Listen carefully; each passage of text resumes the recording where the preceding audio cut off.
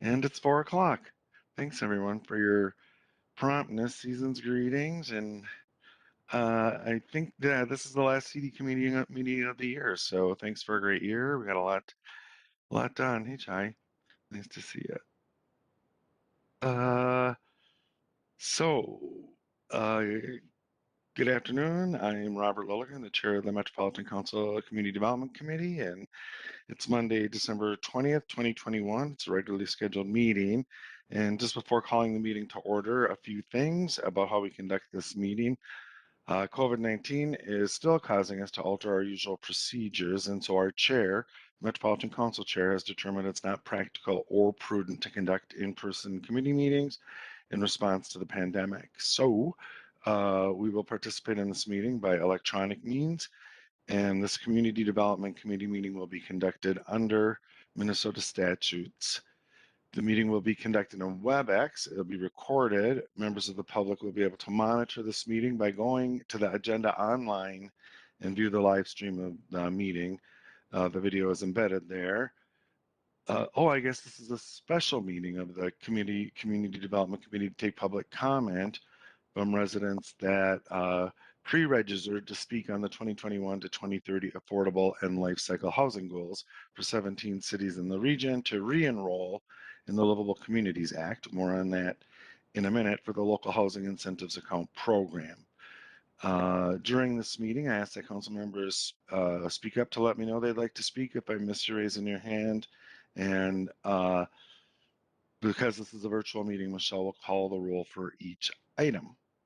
So if there are no questions on that, I'll call this meeting to order and ask Michelle to please take a roll call to ensure that we have a quorum. Michelle.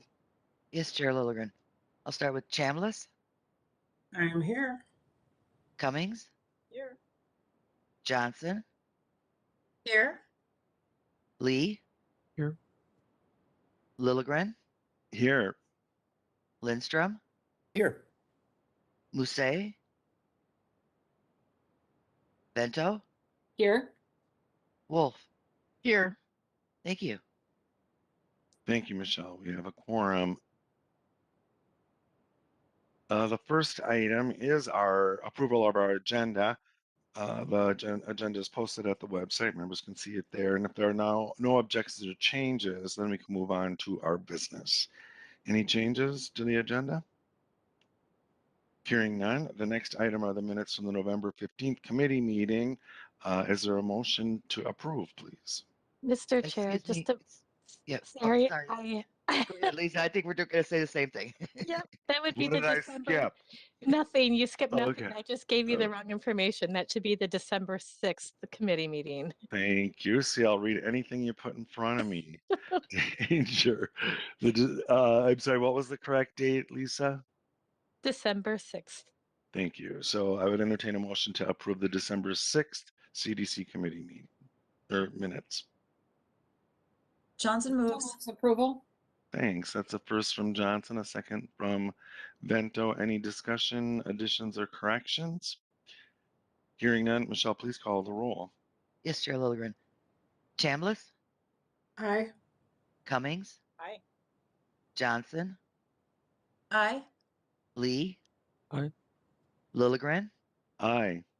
Lindstrom. Aye. Mousset. Bento. Aye. Wulff. Aye. Thank you. Thanks, Michelle. That carries. The next item of business is our public hearing for the 2021 through 2030 affordable and life cycle housing goals for communities re-enrolling in the Livable Communities Act local housing incentive account program. And committee members, of course, at my council, we like to encourage as much community comment and participation as possible. And some of those hearings are required statutorily. And so, we'll move into the 2021 to 2030 affordable and life cycle housing goals and Livable Communities Act re-enrollment public hearing. And I'll turn this over to Community Development Director Barajas. Lisa, welcome. Thank you, Chair Lilligren, and thank you to everyone for joining us today to consider comments related to the 2021 to 2030 affordable and life cycle housing goals adopted by communities choosing to re-enroll in the Livable Communities Act Local Housing Incentives Account. Livable Communities Act is a voluntary program that allows participating communities to apply for grants that support brownfield cleanup, the creation and preservation of affordable housing, the creation and preservation of living wage jobs, compact connected development, and transit-oriented development. The Community Development Committee held hearings in December of 2020 and January of 2021 for a bulk re-enrollment of 59 communities. Since then, 17 additional communities have adopted affordable and life cycle housing goals and wish to participate in the Livable Communities Act programs for the remainder of the 2021 to 2030 decade. Today's hearing is only for the affordable and life cycle housing goals for the 17 new communities as detailed in the business item that was posted with our agenda today. Each of these communities have appropriately adopted their goals locally by the required statutory deadline. So I'll turn it back to Chair Lilligren to conduct the hearing.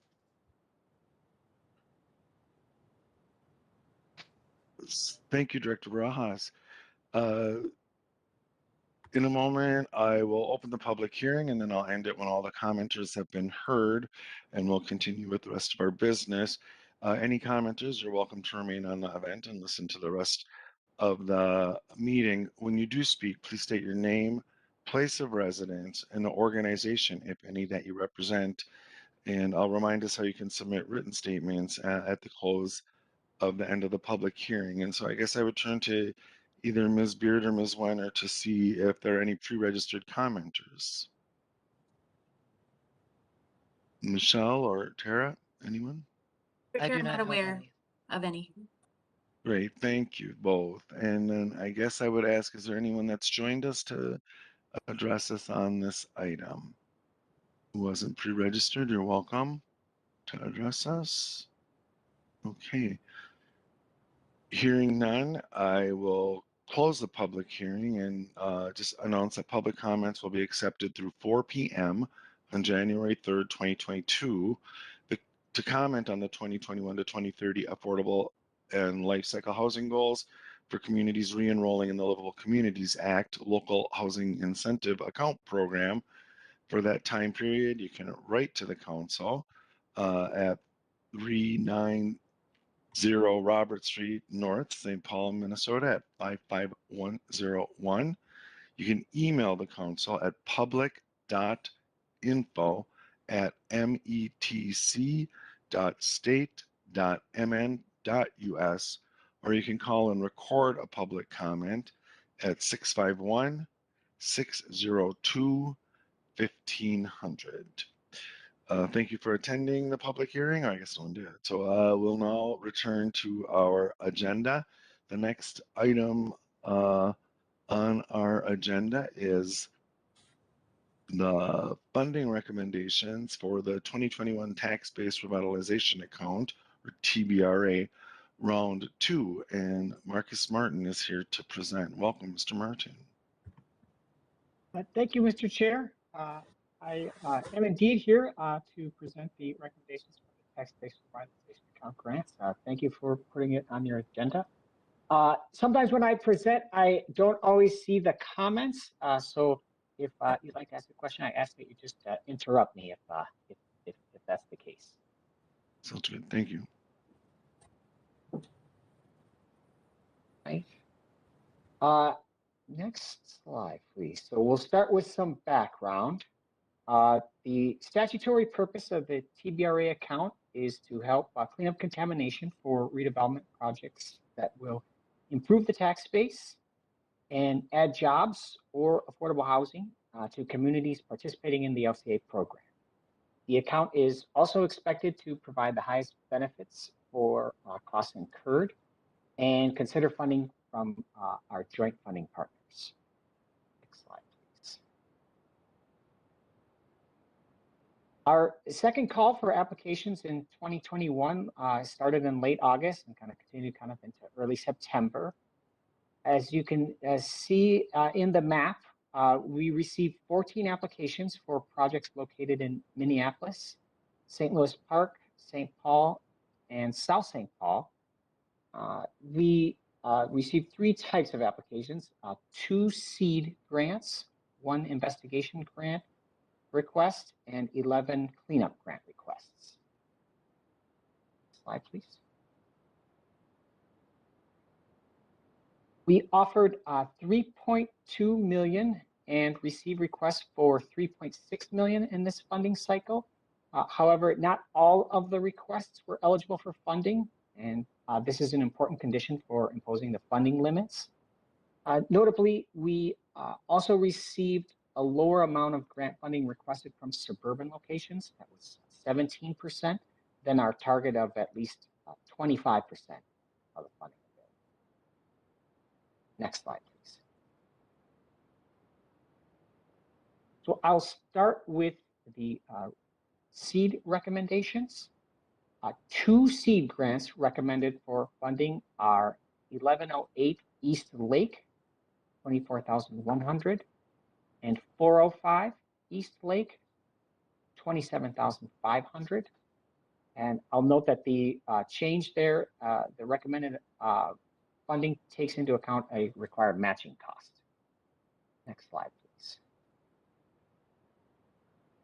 An investigation grant is recommended for Washburn Flats in the amount of 43,800.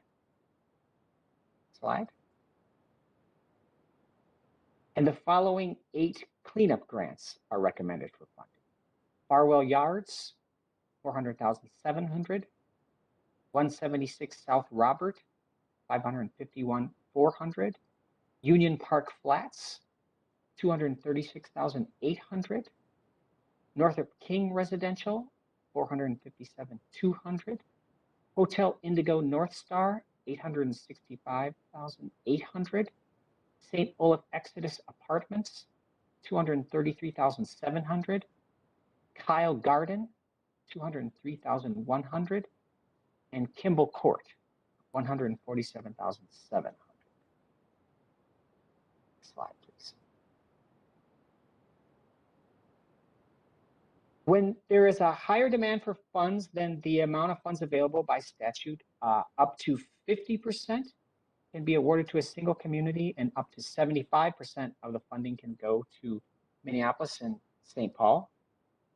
However, in this funding cycle, because the eligible requests were equal to the funding available, there was not a higher demand for funding. Thus, the funding limits shown here on the pie charts were not applied. Slide, please. Oh, let's go into the unfunded a little bit more.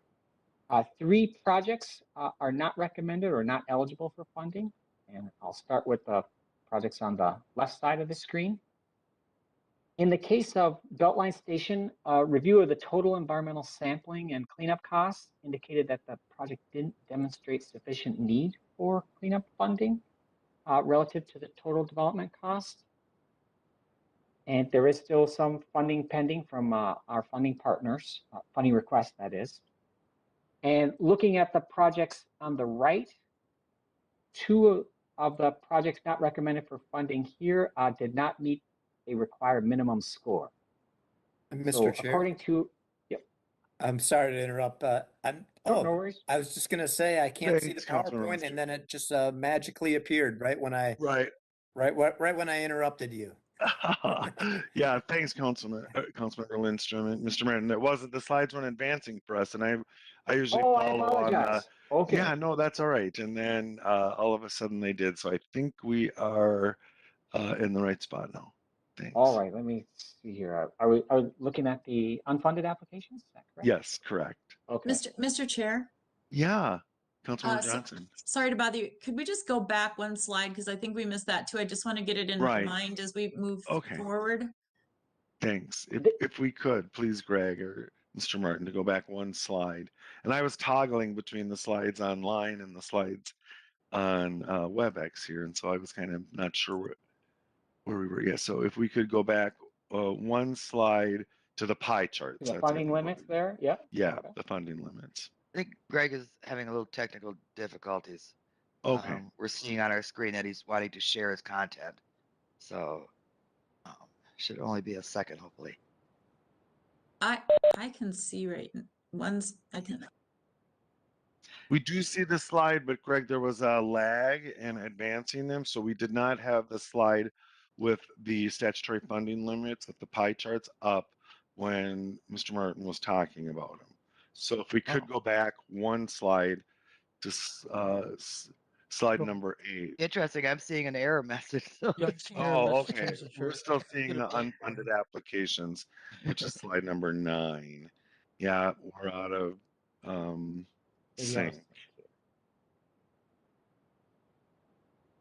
Oh, yeah, that's not what we're seeing. Yep, something's going on.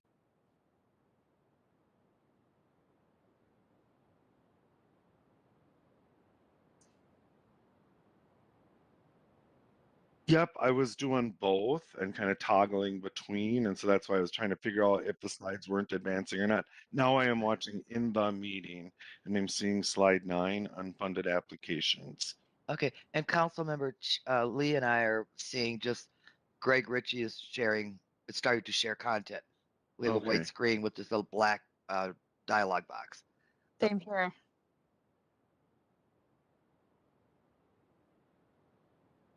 Okay, Thanks. the last meeting of the year is going to go out with a bang. Right. Well, I'm just seeing the message that you're starting to share. Same here.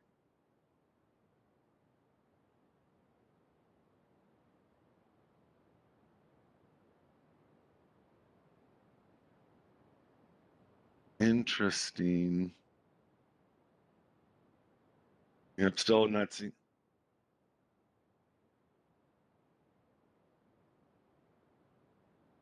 No, not seeing the right slide. Now I'm seeing just the white screen that says viewing Greg's screen, but. Me too. Yeah, I'm I seeing have that same Greg screen. starting to share content.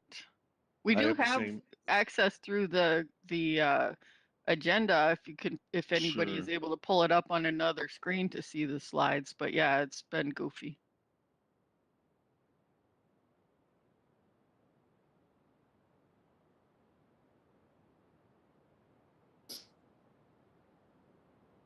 I cannot attempt to do that.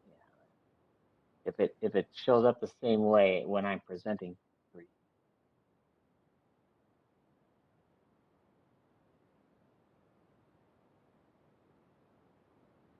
I'll have to go to the static one.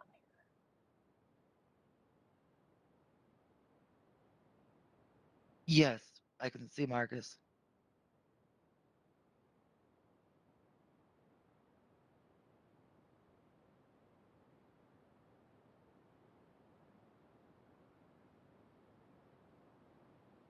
I am looking at the presentation through the website right now. Oh, good. And that's what I was doing. Councilmember Champoux was doing it up, so it looks like Tara has been able to share her screen. Looks great. Yep. And then if you go to slide 8, please, Tara. Oh, they're not moving. So if you're moving them, I'm not seeing it. Oh, there they go. Okay. All right. Yeah, there. Perfect. Thank you. Is this All gonna right. So I work? understand there's a question here. Yeah. We just didn't have the graphic in front of us when we were talking about it, Marcus, and so maybe if we could just start again here. Sure. All right.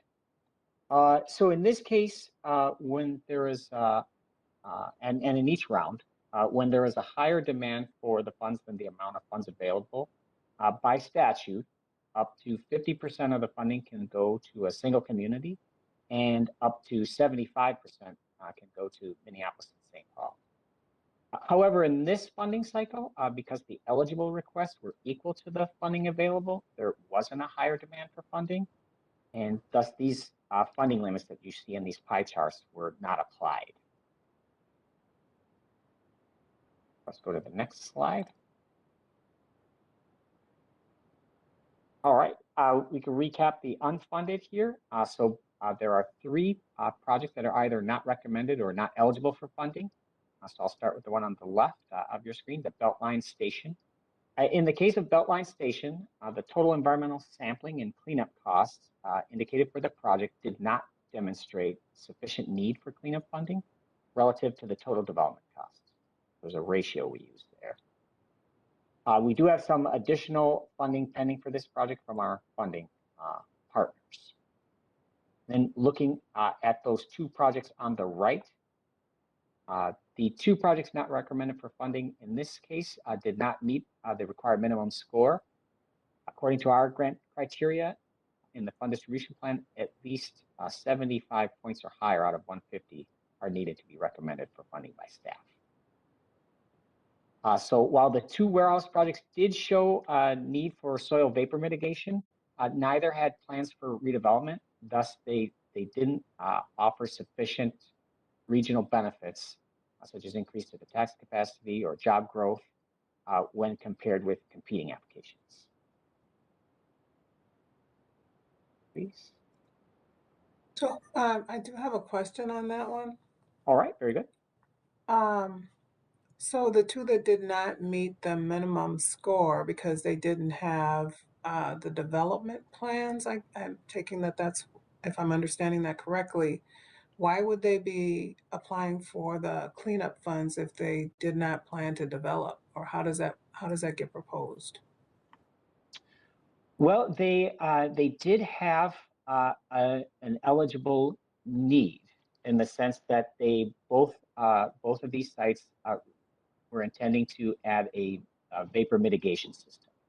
So they did have that, and they did have some aspects. They're retaining workers that are already there, but because they're not doing anything in addition to that, it just didn't meet enough of the criteria, right? So they aren't doing other things such as adding to the tax base.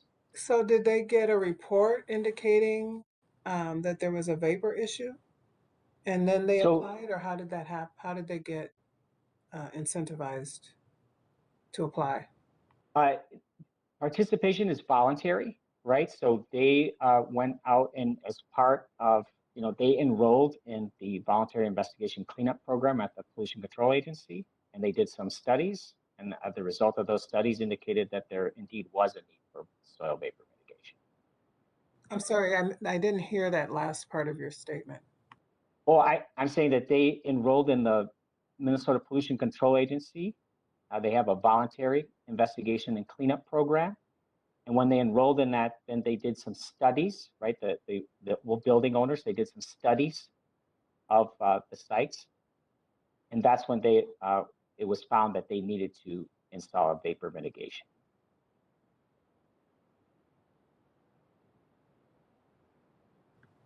Okay, was that the city of Minneapolis? The property owners enroll in the program. Oh, the property owners. Okay, all right. Correct.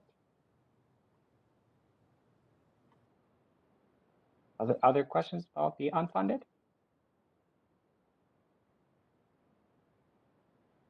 All right, next slide, please.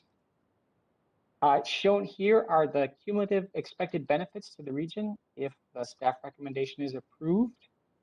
After redevelopment, gains are expected in the annual tax base, jobs, housing units, including affordable units, as well as adding commercial and industrial space. Slide, please.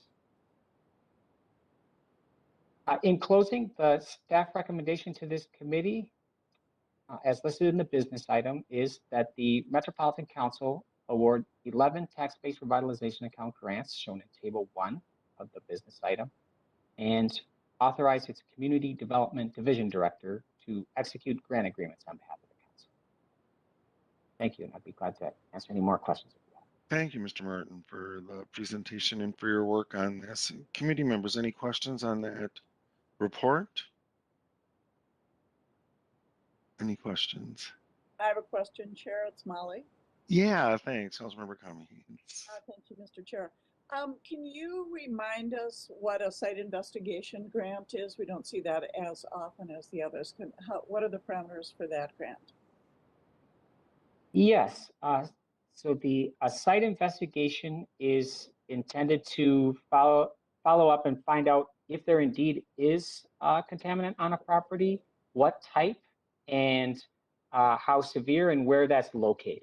So we often see that, early on when people are kind of contemplating buying property, or they just bought property and they suspect that it's contaminated. Thank you. Thank you, Councilmember Cummings. Further questions on the report? Any questions?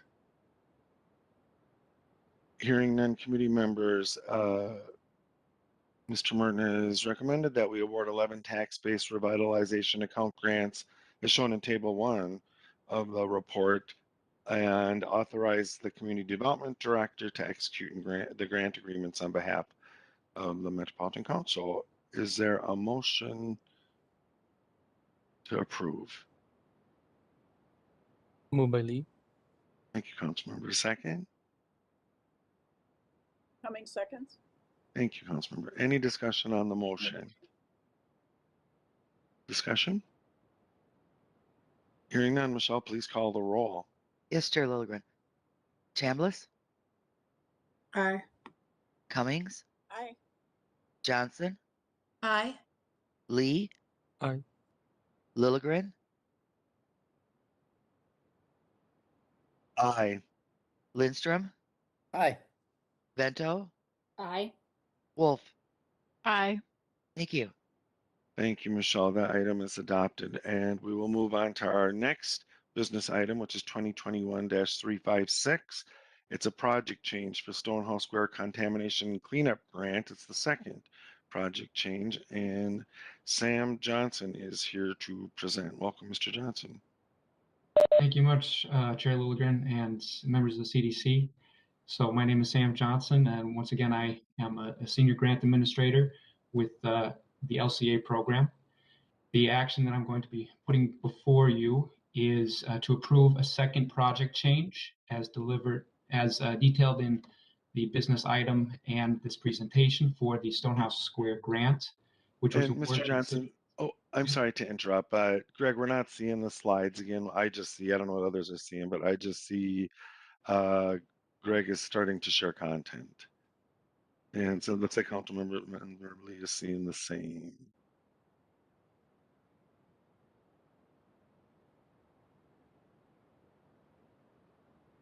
Interesting. Tara's stepping up again. Thanks, Tara. Oh, Yeah, okay. thanks, Greg, for trying. Yeah. All right. I think we're back on track, Mr. Johnson. Thank you. Okay, so just stop me if we have any other technical difficulties. I'm fine with that, and we'll work through them. But this business item is for the CDC to consider a project change for the Stonehouse Square Contamination Cleanup Grant, which was awarded to the City of Minneapolis in 2019. So just a little background on the Stonehouse Square Cleanup Grant. The property was originally constructed as a convent in the late 1800s. This particular site was developed with a streetcar coal and oil house, and then was converted to housing in the 1970s, which consequently was also the last time that the structures had substantial rehab. So when the City of Minneapolis applied for this project on behalf of Common Bond, Stonehouse Square is described as a naturally occurring affordable housing. It also has Section 8 HAP, which HAP contract for 19 units, and that was set to expire in December of 2019. So this compound was put up for sale, and Common Bond stepped in as a nonprofit purchaser with the goal of rehabbing the property while preserving the affordability of these units. Back in 2019, the council awarded the City of Minneapolis $140,700 in tax-based revitalization. This is a contamination cleanup grant. And the specific activities of the grant were to fund abatement plan for the project, soil remediation, and then also related environmental oversight. Next slide, please. So lucky for me, we just got to participate in funding consideration for this upcoming. So Marcus said it better than I could, but whenever the CDC is recommending funding for projects, one condition that we have is if there are changes to the project, just to stay fair, we we require that the grantees report those changes to us.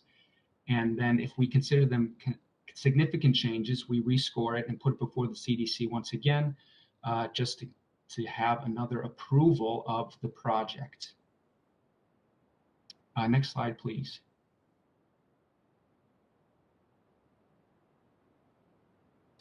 So the city of Minneapolis approached us a couple of weeks ago after Common Bonds had finalized their financing for this project and notified us that there was an adjustment to the affordability of the units.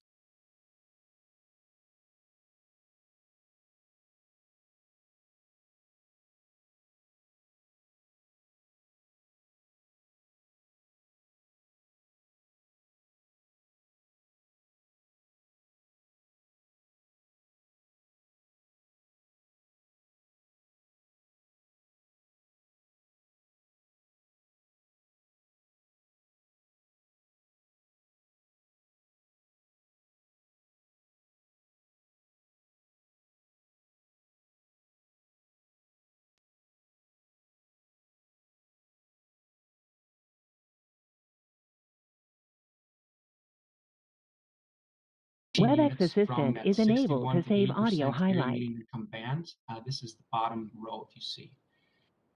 18 units from that 61 to 80% to the 51 to 60%. So they were making a significant amount of the units in the project more affordable.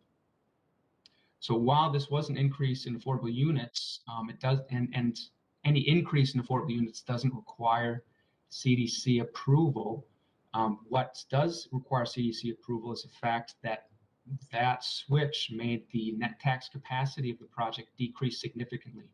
And as you can see in the middle row there, net tax capacity decreased from an estimated $19,425 to $1,994. When rescored, the project scored lower, though it would still have been recommended for funding. So Minneapolis came before us.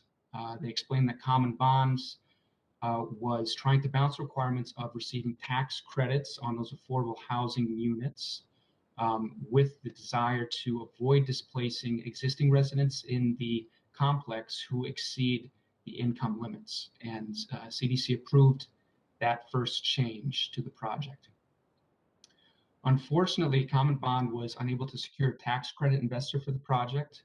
And so over the course of the summertime and their continued efforts to fund the project and maintain the deeply affordable units in the project, they removed the income restriction on the final 11 units in that top band of affordability, that 61 to 80%.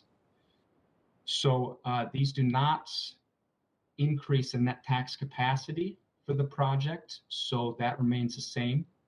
And those deeply affordable units, the ones between 35 and 50% and between 51 and 60% are unchanged. Next slide, please.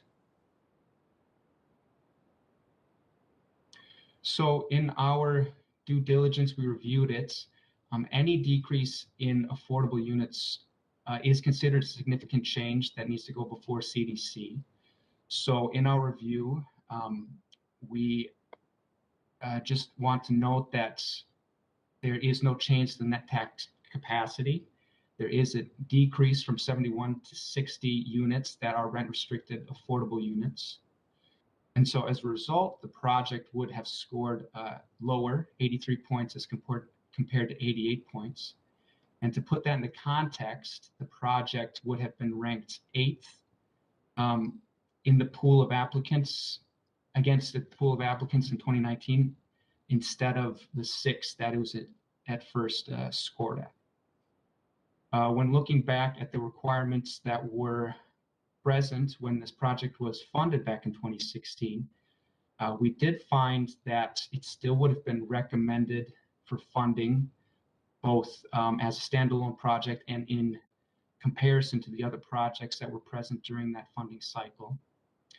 And so therefore, staff are coming before you with a recommendation that you consider continuing to fund this project at the same level as it had been approved back in 2019. Next slide, please.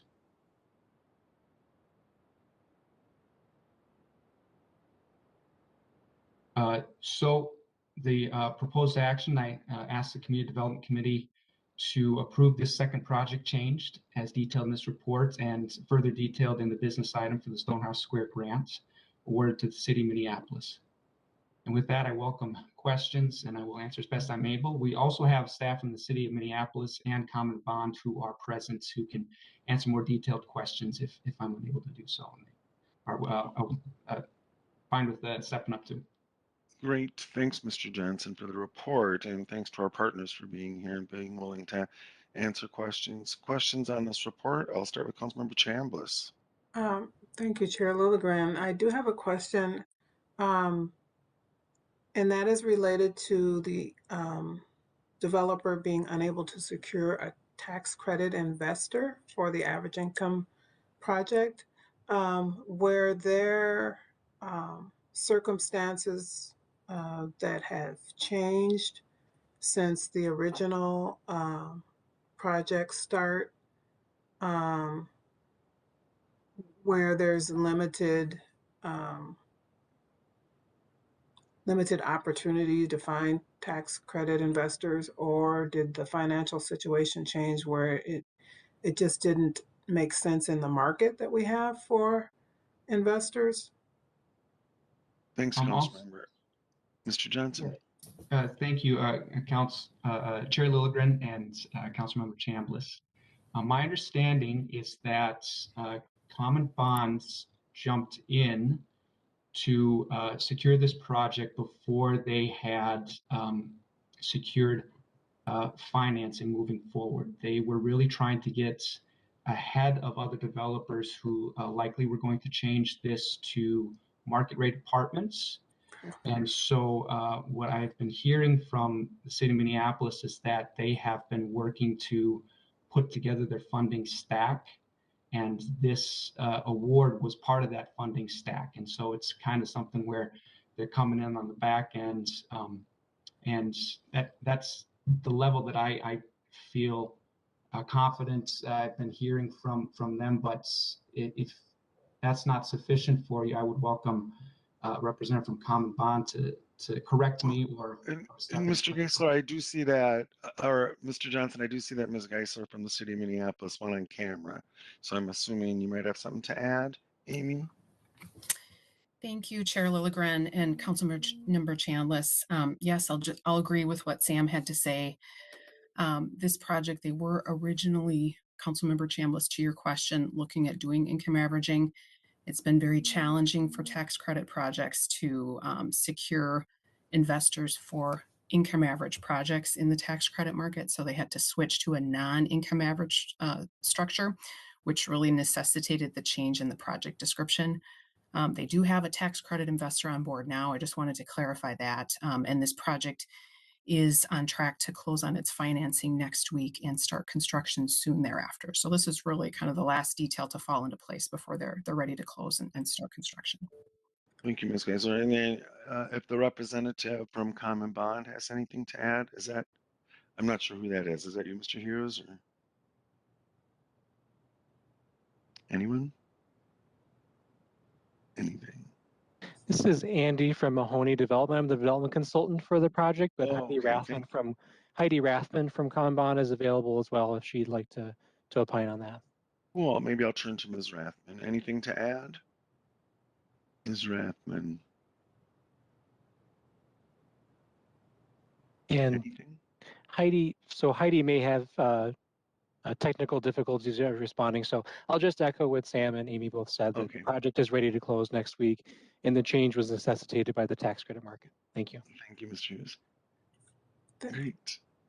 Thank you, if I may. Chambliss? Yeah. Yeah. Okay. So I'm glad that you're able to close on this project and move forward.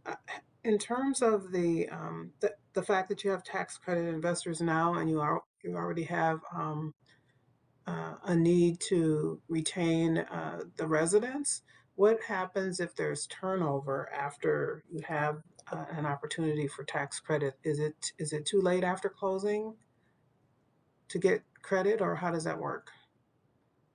Mr. Johnson. I would defer to the representative from Common Bond or the city of Minneapolis. I'm not aware of those details myself, but if you like, we also could follow up if they don't have an answer for you now. So, Ms. Geisler, anything? Chair Lilligren, council members, Andy, do you want to take a crack at that question? Yes, will do. Chair and council or committee members. Unfortunately, it'll be too late later on in the process to make these units affordable, and that's because other lenders in the project, which include Minnesota Housing, HUD, and many other parties, set the rent schedule up front. And so it's really important for all of the other layers of underwriting and financing that it's set at closing and doesn't change thereafter. So at this point, that change would be locked into the project. Thank you. Thank you, Mr. Hughes. Councilmember Chambliss. No, that's it. Thank you. That definitely answered my question. Thank you. Further questions, Councilmember Johnson? Thank you, Mr. Chair. I'll be supporting this because it's important that you get to closing and we don't want to hold it up. My question is, it was because of the loss of tax credits when the change was made to drop the 11 units of 80% AMI. Was that the cause for having to drop those to get those up to the market rate to make the whole project work? Do I understand that correctly? Mr. Johnson? Chair Lilligren, Councilmember Johnson, it is my understanding that the 11 were dropped as they were putting together their funding over the summertime.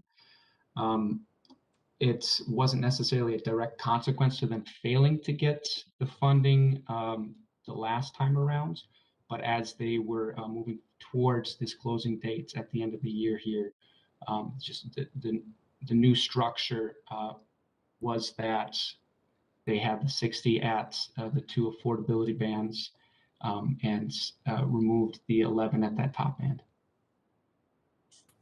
Mr. Chair, if I could follow up. And to just clarify, who was requiring that they do the 60 at the 2 bands of 30 and 60?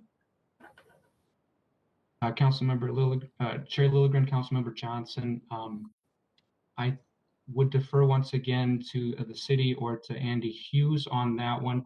It's not a requirement of ours, but it's something that we take under consideration when scoring the project. And so ask that our applicants articulate the level of affordability for the project as a part of our consideration for funding. And Mr. Hughes and Ms. Geisler, do you have a further response? Yes, maybe I'll just add in, Chair Lilligren, council members. So the second project description that Sam showed on his slide, that was the project kind of description that we anticipated at that time, based on an income average tax credit structure. As the project financing has evolved over time, and they had to move away from that income averaging, that's why they dropped that last band. I do want to note, though, that the rents that they're actually using in the building are still technically in that 60 to 80% AMI band. It's just that there are some existing tenants in those 11 units that are above those income limits. And that is kind of an additional complication of the tax credit structure. I will also say from the city's perspective, so the city has also put quite a bit of funding into this project. We're putting in, we have an affordable housing trust fund loan. We have some other sources of funds, and we are also restricting the 30 to 50% AMI units and then the 50 to 60% AMI units. But those units that are in that 61 to 80% band, that's not an affordability band that the city itself would typically restrict. And it's kind of an artifact of the project description that was presented to the Met Council with that TBRA application. It was kind of locked in at that time. But then as we've been talking about, the financing has shifted over time. Those 11 units have needed to kind of drop those income restrictions to make the tax credits work. Thank you. Councilmember Johnson?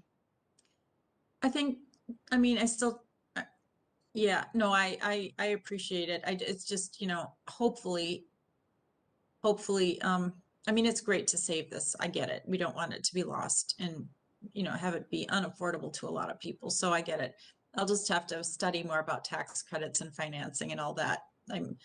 But I appreciate the amount of lift that must have gone into this to get it to where it's at. So thank you for all of that, and I'll be supporting it tonight. Thank you, Councilmember. Further questions, committee members?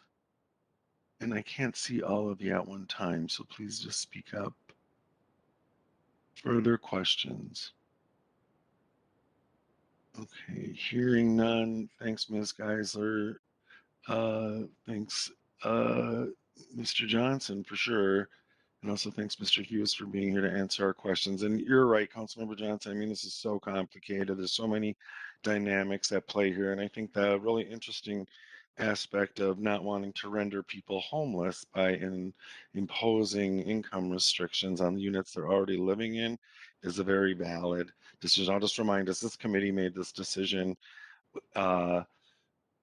just last April with the second project change, or the first project change, and that was the heavy lift, right? That's where you saw the projected tax revenues really decrease. And so this is I think, a good effort to keep this project moving forward, and a really good example of how complicated and difficult it is to keep affordable housing projects moving forward in a public sector funding environment. So good work to all involved. I'm sure it was a heavy lift to get here. And so committee members, the proposed action is that the Community Development Committee approve the second project change as detailed in their support for the Stonehouse Square Grant SG 12848 awarded to the City of Minneapolis.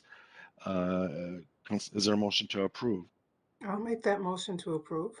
Thank you, Councilmember Champoux. Is there a second? Bento seconds. Thank you, Councilmember. And I'll just remind folks that the Community Development Committee has the final authority. This won't be coming before the full council. So unless I'm mistaken, please correct me if I'm mistaken, but I think that's correct. So we will be making this decision tonight. Any discussion on the motion? Discussion. Hearing none, Michelle, please call the roll. Yes, Chair Lilligren. Chambliss? Aye. Cummings? Aye. Johnson? Lee? Aye. Aye. Lilligren? Aye. Lindstrom? Aye. Bento? Aye. Wulff? Aye. Thank you. Thanks, Michelle. That item is adopted, and we have finished with the business items on our agenda. We'll move into our 3 information items now. The first is the report of the Land Use Advisory Committee, and I am appreciative to Councilmember Wendy Wulff for her service in her report, and also Deb Detrick is here to present. Wendy and Deb, welcome.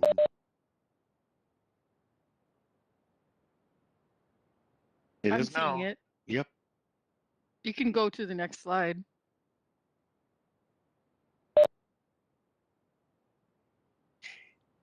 Deb, are you presenting or am I presenting? Mr. Chair and Councilmember Wulff, I believe you are. Okay, that's what I thought. I just wanted to make sure. I didn't want to step on your toes if you had something ready. Well, and my apologies if I created confusion. I saw both names on the agenda and I didn't want to exclude anyone. No problem.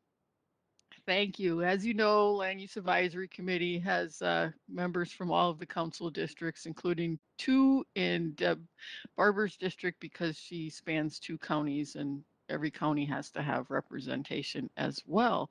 Next slide, please. So we had a presentation on the comprehensive plan updates, looking at how to improve the process for next time. And there was a lot of discussion. Our staff, council staff, is doing a good job of trying to tease out all of the things that might not have gone as smoothly as we would like, so that the next process can be better. And our committee members had a lot of discussion about that, and it was well taken by staff. We got an update on the Planet program, and not a lot of questions or comments afterwards. And then presentation on source water protection and connections to land use, which is part of the ongoing partnership between the Land Use Advisory Committee and the Metropolitan Area Water Supply Advisory Committee on cooperation on water planning and land use. Next slide, please. So just like the council saw at the Committee of the Whole on August 4th, we had a presentation on the land use inventory, and there was a lot of discussion. The presentation was pretty much the same as what we saw.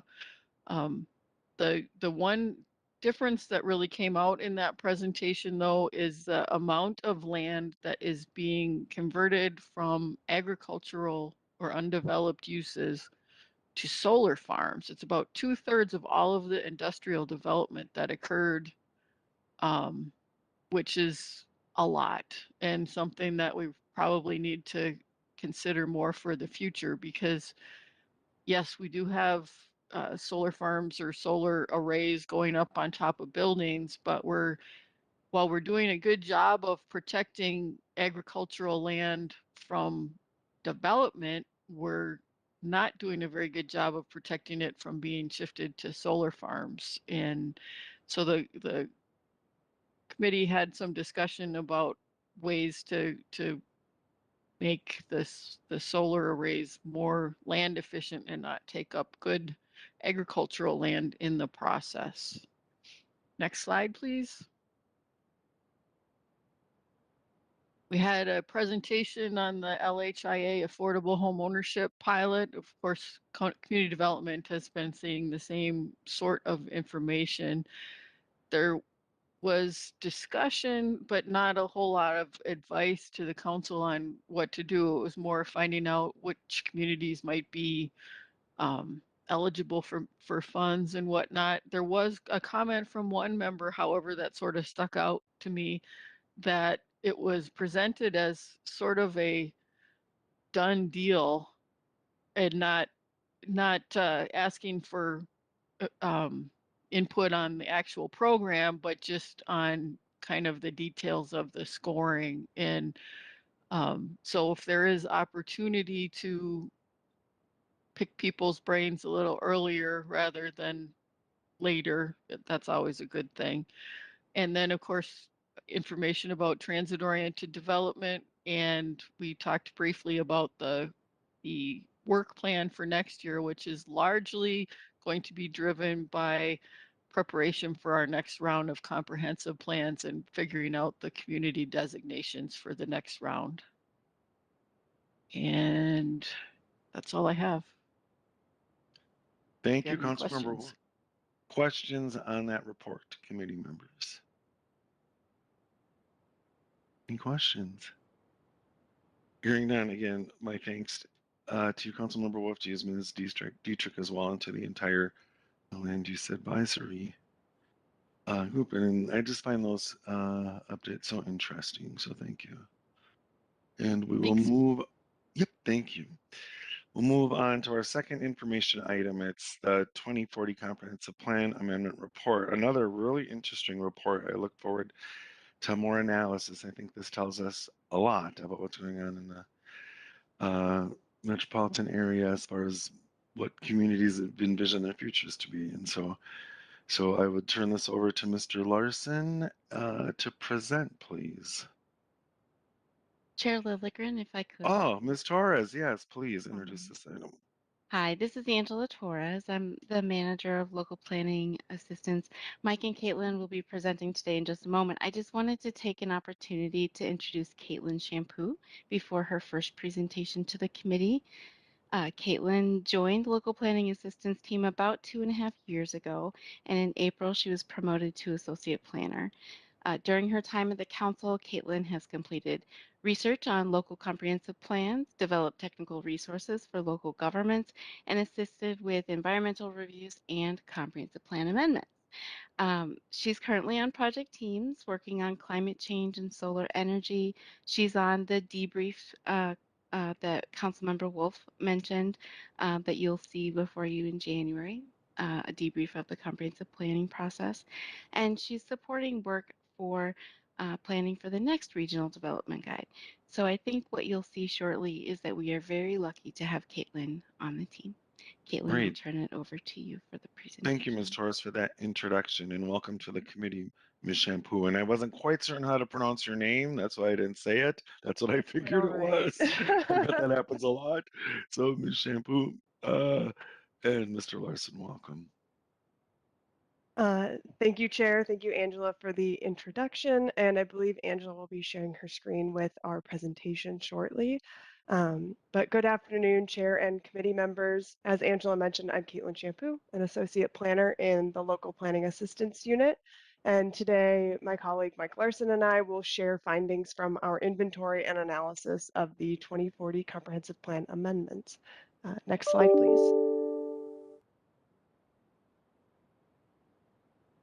Over the past, next slide, Angela.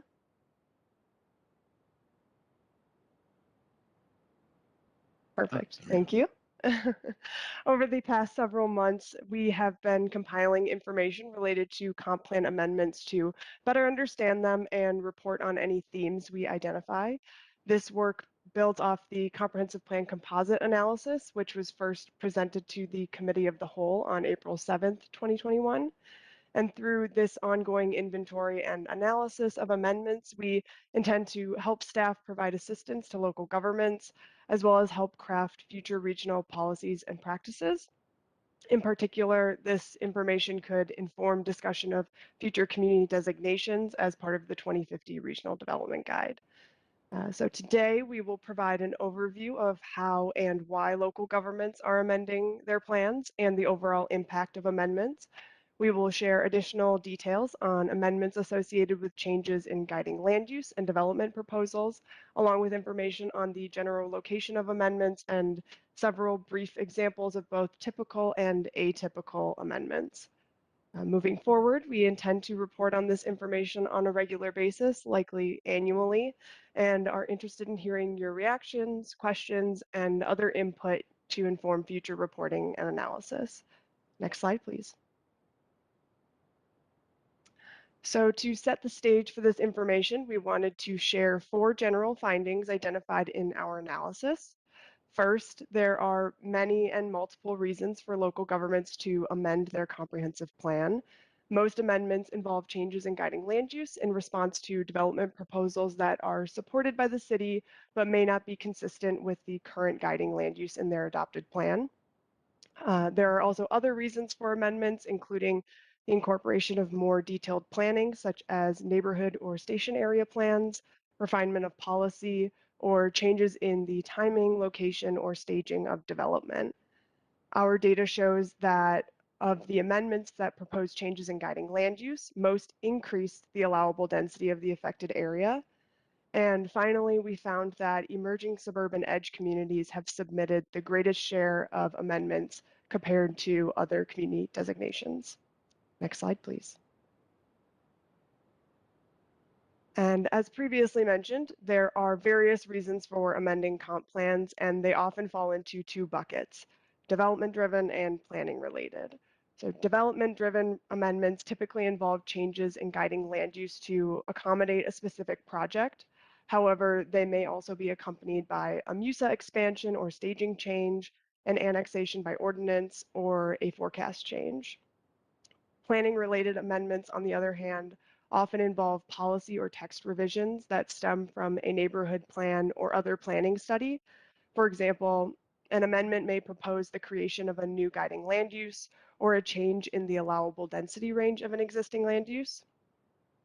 A large percentage of amendments in our inventory are associated with a development, but we hypothesize that the council may see fewer development-driven amendments if there's less market activity in the future. Additionally, we might see more planning-related amendments as time passes from comprehensive plan adoption and local governments conduct further planning efforts. Next slide, please. The data we are reporting on today consists of 169 actions approved through October 13th, 2021. And it's important to point out that this number does not represent the number of reviews the council has done, but rather the number of discrete actions represented in the submittals. We want to make this distinction because when communities submit amendments for our review, they might include multiple policy changes or actions. For example, a city might propose to change the density range of a guiding land use and to re-guide a property within the same submittal. So for our purposes, we disaggregated this information and reported them as separate actions. And as you can see in this graph, the individual bars add up to more than 169, which is why it's also important to note that the types of actions are not mutually exclusive. For example, an amendment that creates a new guiding land use is also considered a text amendment. Additionally, a guiding change or MUSA-related amendment may also be associated with a community designation change. All of that said, there are several takeaways we want to highlight from this graph. So first, most changes in guiding land use are associated with a development proposal, and those that are not may have served to correct a land use guiding to align with the existing use or to prepare an area for anticipated development in the future. Second, there were 13 amendments associated with a MUSA change, and 8 of these changes occurred in emerging suburban edge communities. And finally, several amendments created a new guiding land use or changed the density range of a land use category, but in general, these are fairly uncommon. Next slide, please. And as committee members are aware, comp plan amendments may require consideration by the full council or be reviewed administratively by staff if they meet the criteria outlined in the council's administrative review guidelines. Of the 13 criteria, this slide highlights those of most concern when determining a review type, which includes the change in residential capacity, acreage, and consistency with regional policy. Of the 169 actions, 121 were reviewed administratively by staff and 48 were reviewed by the council, meaning that committee members have seen approximately 1/4 of the amendments. So we're hoping that today this presentation will give you a fuller picture of all of the amendments submitted to the council. Next slide, please. And on this slide, we'll take a closer look at the amendments that requested a change in guiding land use. So this graphic shows the breakdown by type of change, specifically looking I'm at. sorry to interrupt you, Ms. Champoux, but I see that Councilmember Lee has a question. Yes, please. Councilmember Lee. Yeah, thanks, Mr. Chair. Kayla, on slide 4, under development driven with the forecast change, I was curious, what is the who or what is the originator of forecast change? Would that be us in terms of how we see demographics change, or would that be something the city brings up? Thank you, Chair and committee member. Mike, would you like to take that? I'm happy to. Happy to, Katelyn. Good afternoon, Mr. Chairman, members of the committee. Typically, the need for a forecast change is identified by forecast staff in the Community Development Division and then discussed with staff at time of application. A smaller number of amendments that are anticipated and are discussed with, say, the sector representatives and local planning assistants may involve a discussion about the need for forecast change. And so we do that analysis of the need so that can accompany the action by the council. Thank you. Thank you. Ms. Champoux. Thank you, Chair. Okay. To pick off where I left off, so this graphic shows the breakdown by type of change. We're specifically looking at shifts between residential and non-residential land uses. And I also want to note that for our purposes today, the term residential captures both residential only categories and mixed use categories that allow residential development. That said, approximately 50% of these amendments proposed a change in guiding land use from one residential category to another. Additionally, nearly 3/4 of amendments that impacted residential density, or in other words, all of the amendments except for the non-residential to non-residential changes resulted in an overall increase in housing capacity. Next slide, please. This slide provides high-level data points related to development-driven amendments. In total, these amendments impact 1,356 acres, accounting for a little over 7,000 residential units, which includes 350 affordable housing units and approximately 1 million square feet of commercial industrial space. Next slide, please. Among the 181 communities and 7 counties in the region that require comp plans, only 49, or about 1/4, have amended their plans. These communities are highlighted in green on the map, and as you can see, there's a fairly even distribution throughout the urban service area in the region. And of those 49 communities that have submitted amendments, 12 account for approximately 50% of the amendments when specifically looking at the number of actions associated with each community's submittals. Next slide, please. And finally, this slide shows the distribution of amendments by community designation. As you can see, most amendments were submitted by communities in the urban service area. And as previously mentioned, emerging suburban edge communities submitted the most amendments compared to other community designations, including a vast majority of MUSA-related changes and the greatest share of actions reviewed by the council. And with that, I will hand off the presentation to Mike. Thank you. Thanks, Katelyn. So this chart shows residential density changes by community designation, and as with the previous slide, showing the most urban community designation on the left and the least urban on the right. The green bar shows the number of amendments that involved a density increase, with the blue bar showing the number of decreases. As you can see, there were many more increases in density than decreases, and this is not expected. This is what we had seen prior to the submittal of 2040 Comprehensive Plan updates. It reflects a market that in most cases is responding to increased density.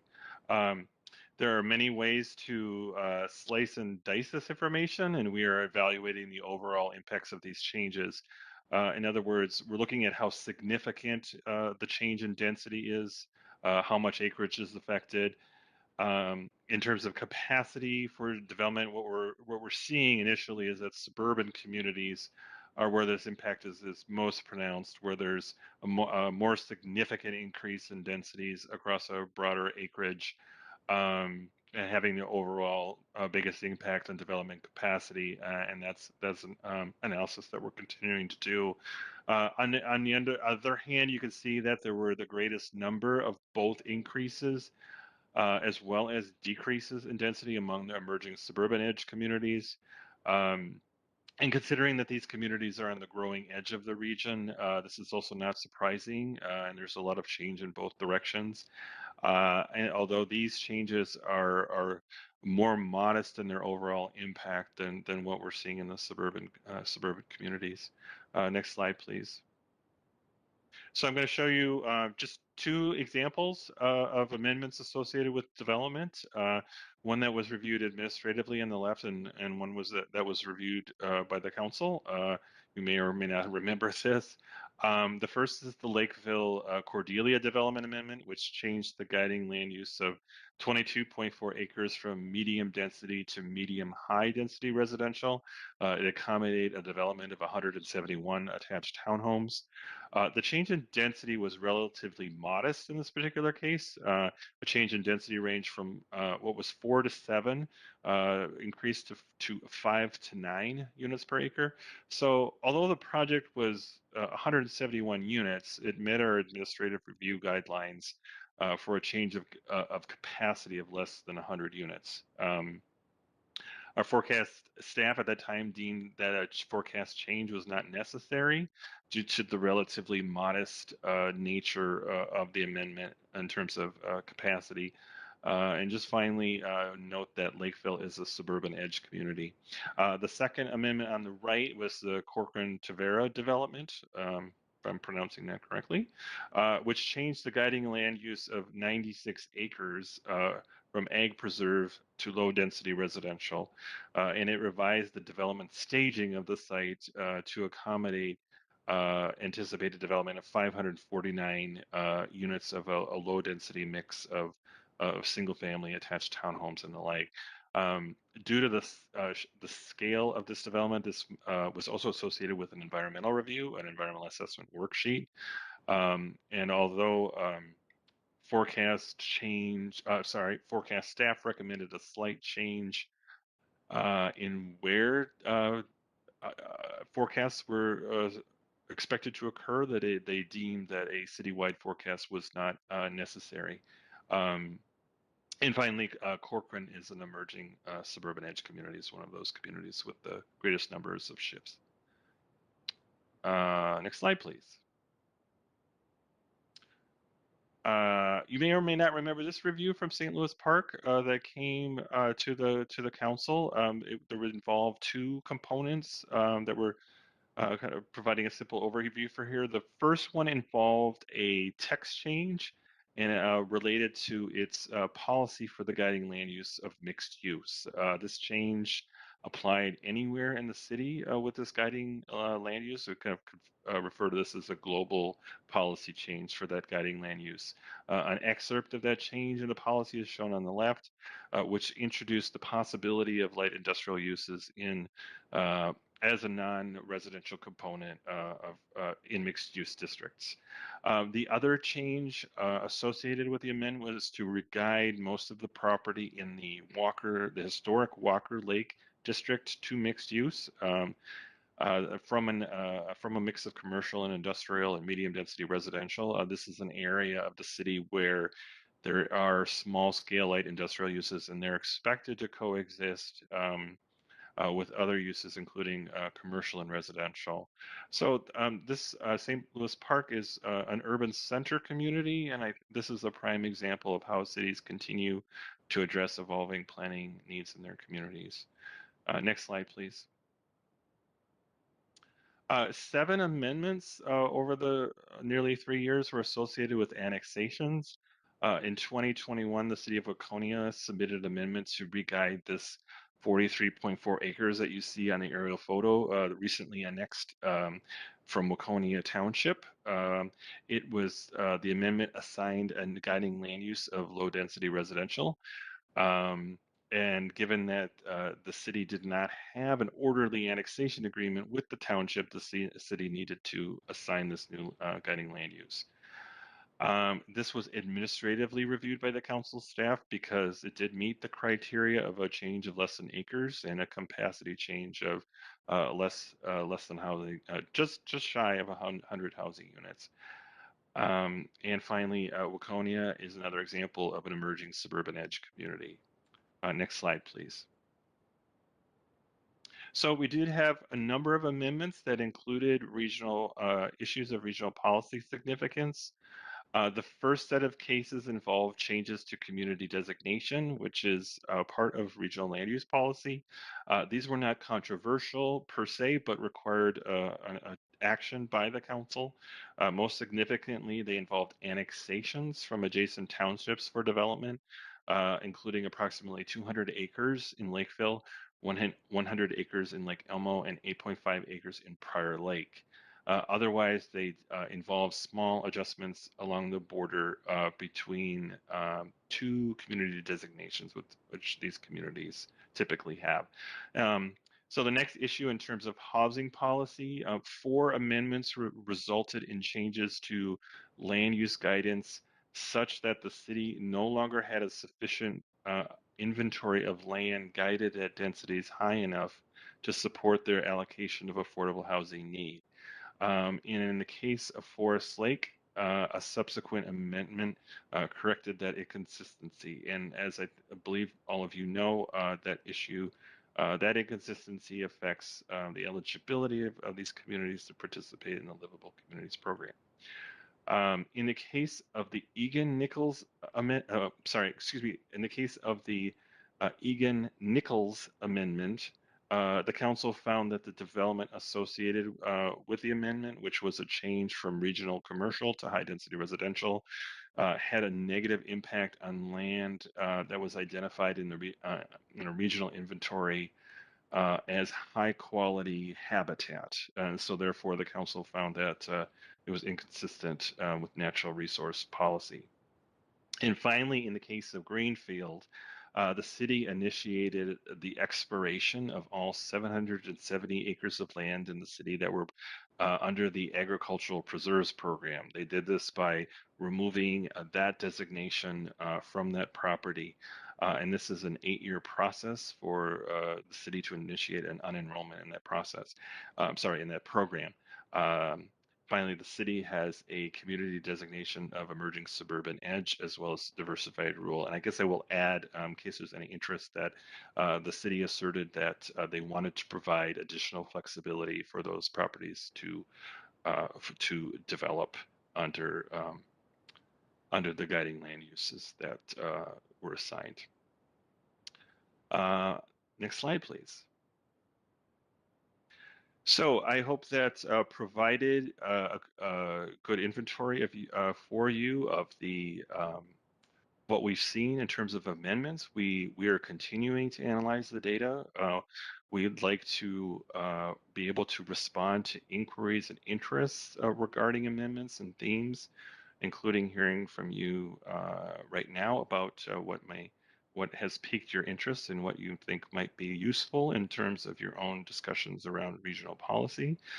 We want to align this work with other data collection and analysis, such as building permit data, forecast data, housing, land use supply, and those kinds of efforts. We are going to be working on internal protocol for data tracking.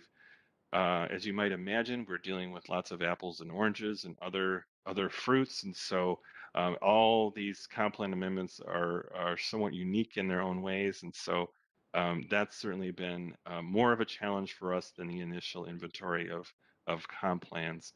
And we want to work on scheduling a future and regular reporting out of this data so that we can begin to identify some trends and themes over time.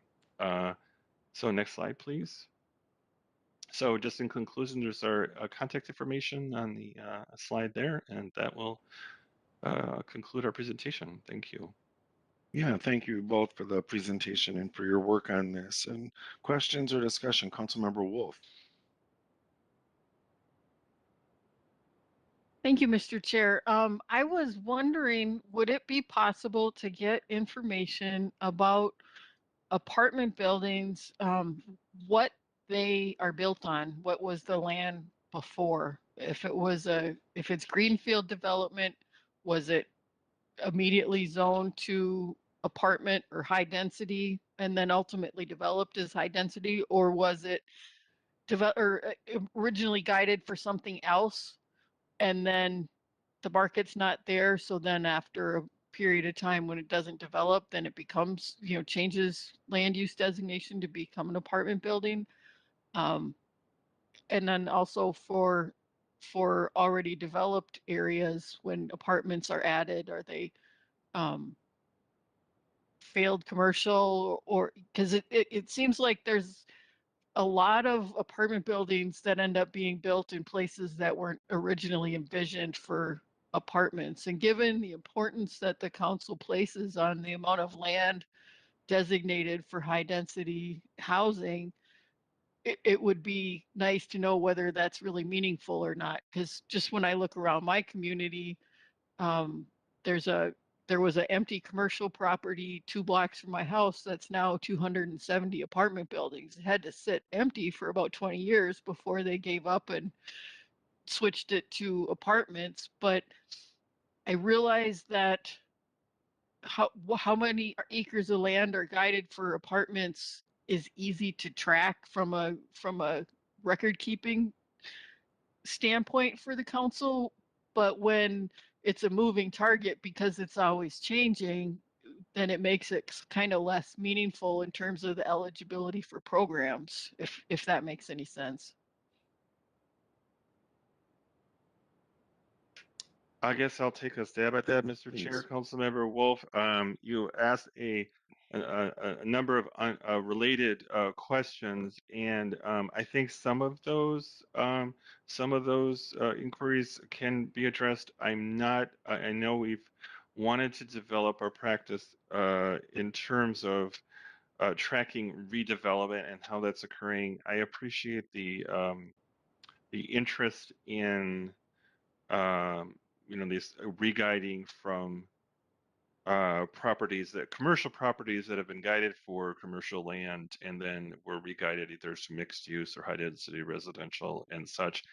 We don't necessarily have we don't really necessarily have a complete inventory of related to these questions with the comprehensive plan composite that we addressed with you earlier.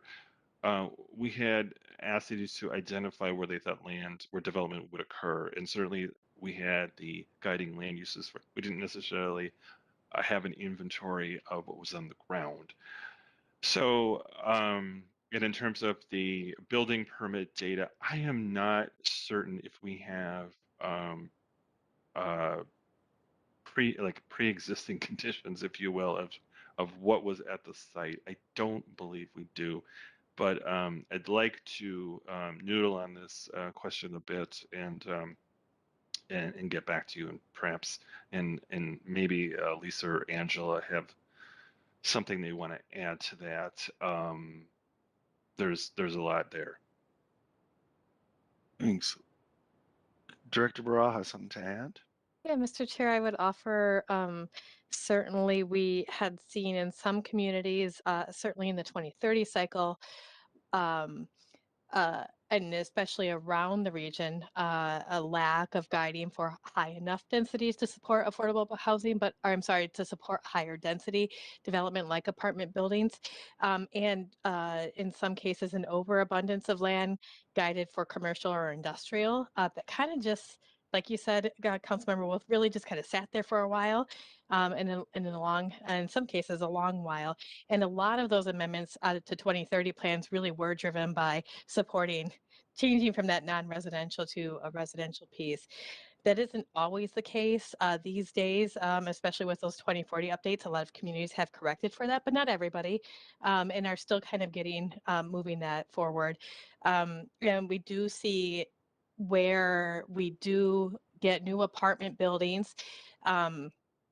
Our assumption is primarily that it is on areas that are guided for higher density because they have to apply for a sewer connection permit in order to connect that up to our wastewater system.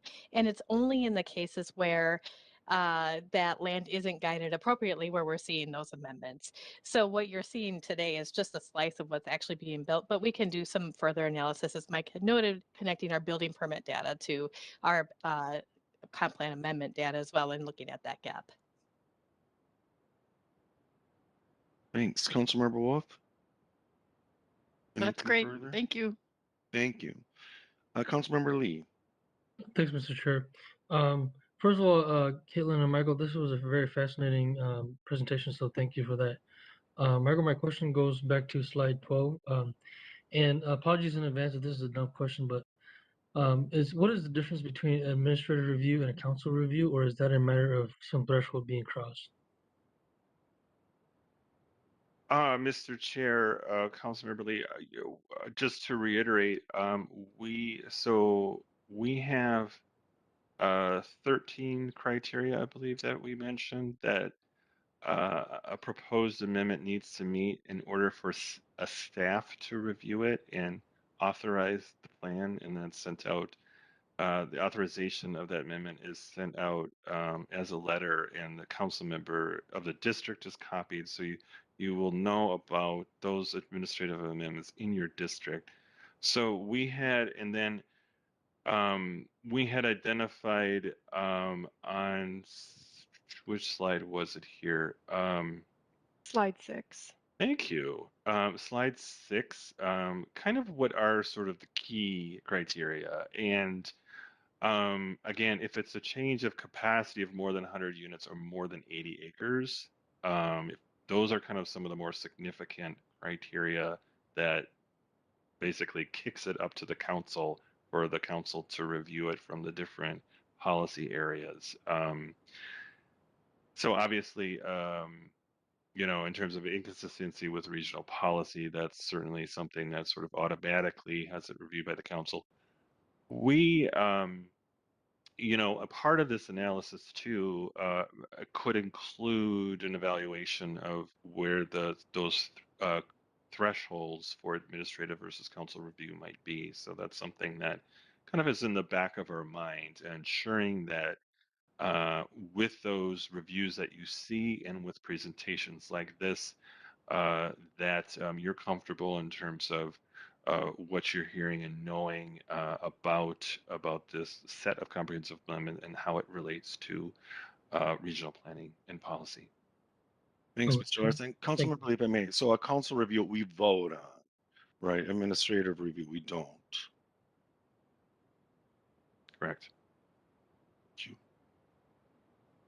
you. Well, further questions? No, I can see you all, and I don't see any hands up. No further questions? All right. Michael, Katelyn, thanks so much for your work. I agree. I think this is really fascinating, and I look forward to deeper analysis as we continue to go to work through this. And I really am interested in ideas that Councilmember Wulff brought forward, and look forward to any further analysis that we can attach either building permits or other information we have into what was there before. And in a way, I think it kind of indicates is our planning accurate, you know, not necessarily effective, and then the impacts of the market on comprehensive plans. I think this is fascinating. So thank you. Well, thank you, Mr. Chair. We will definitely follow up on specifically on Councilmember Wulff's comments, and if any of you have further thoughts as you reflect on this, we'd certainly be interested to know. It's fairly complex, but we've enjoyed working on it and sort of uncovering some of the information, and look forward to sort of a further discovery process and how it might be helpful in the future. And I do see Councilmember Johnson has. Yeah, just real briefly, and people have heard me before bring this up, especially on the housing work group that we have. And I don't know if, again, I don't know how much information we have, but again, as we're addressing the housing shortage that, you know, we are experiencing right now, that's exacerbating all kinds of problems.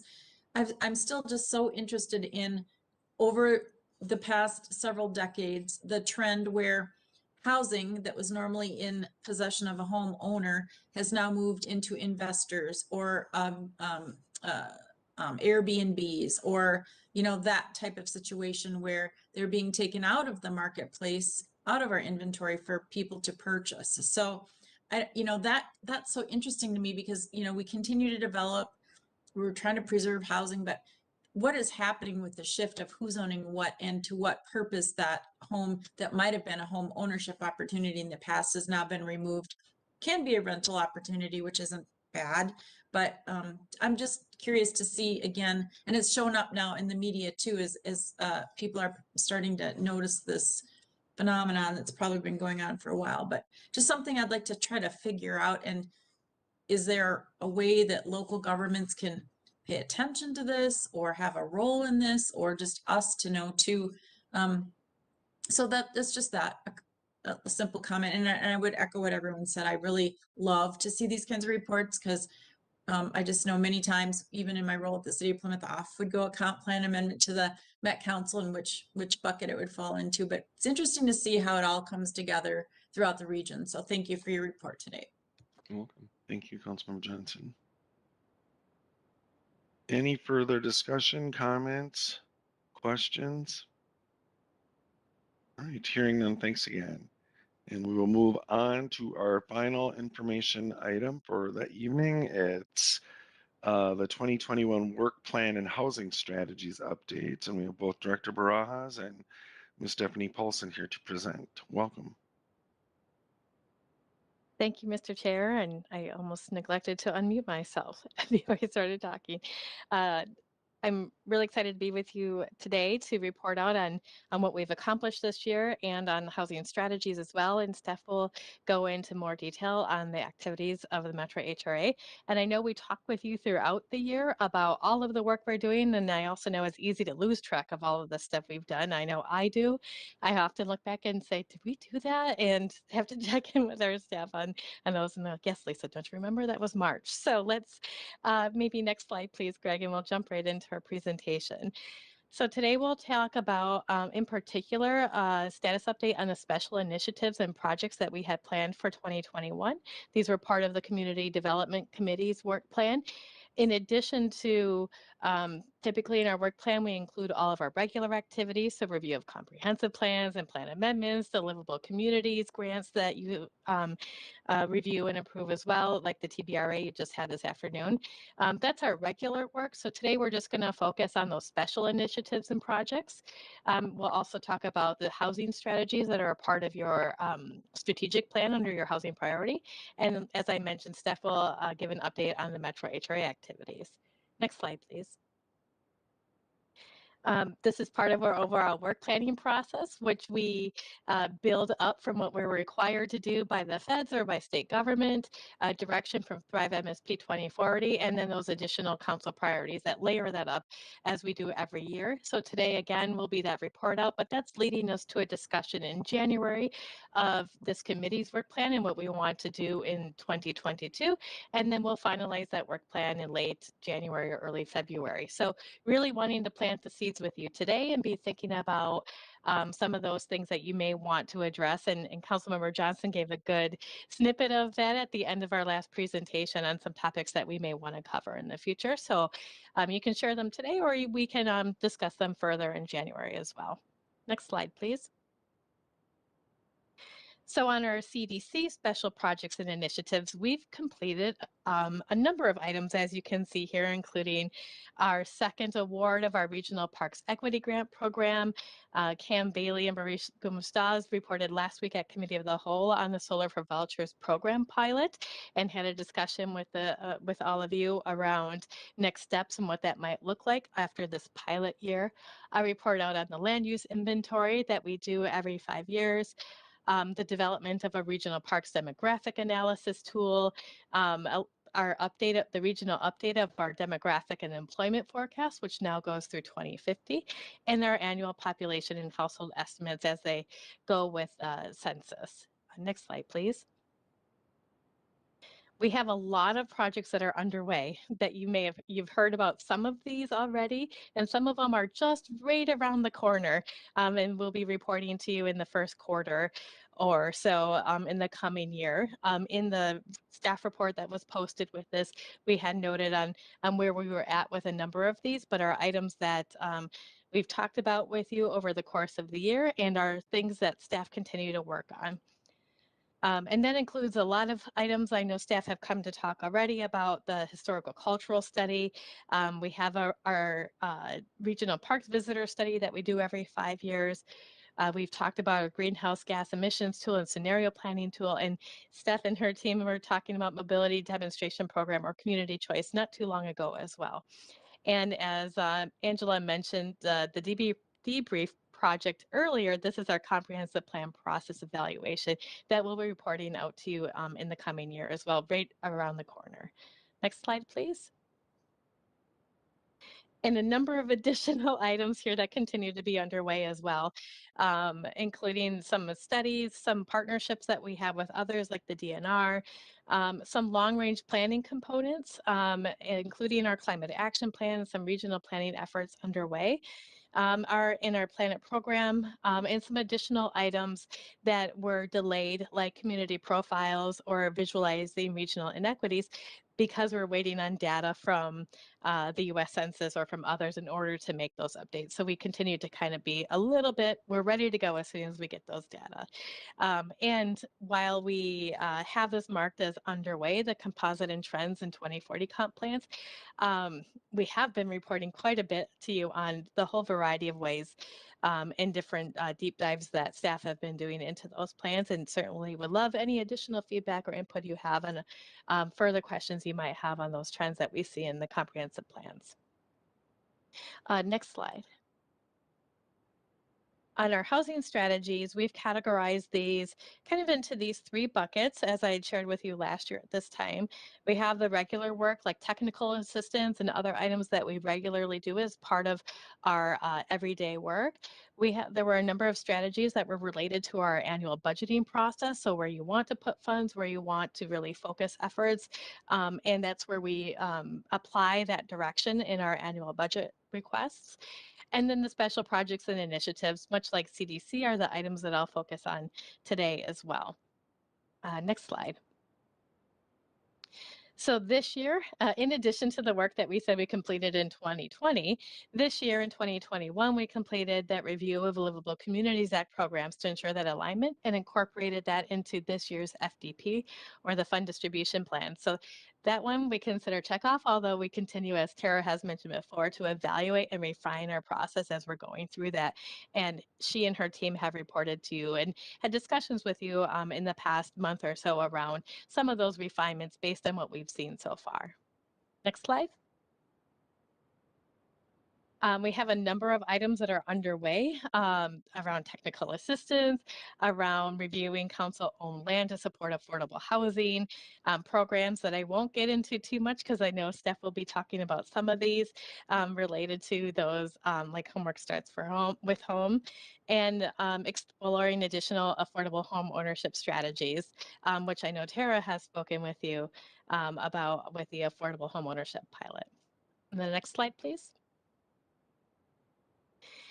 In addition, we continue to always explore and look at potential revenue streams that contribute to affordable housing preservation production. And that residential preferences survey, I'll leave to Steph and won't steal her thunder there. And of course, we're always exploring new funding opportunities as they come available. And the HRA's team is a prime example of the number of different opportunities that we've been able to capture just in this calendar year. Next slide, please. There are only 2 items that we haven't started.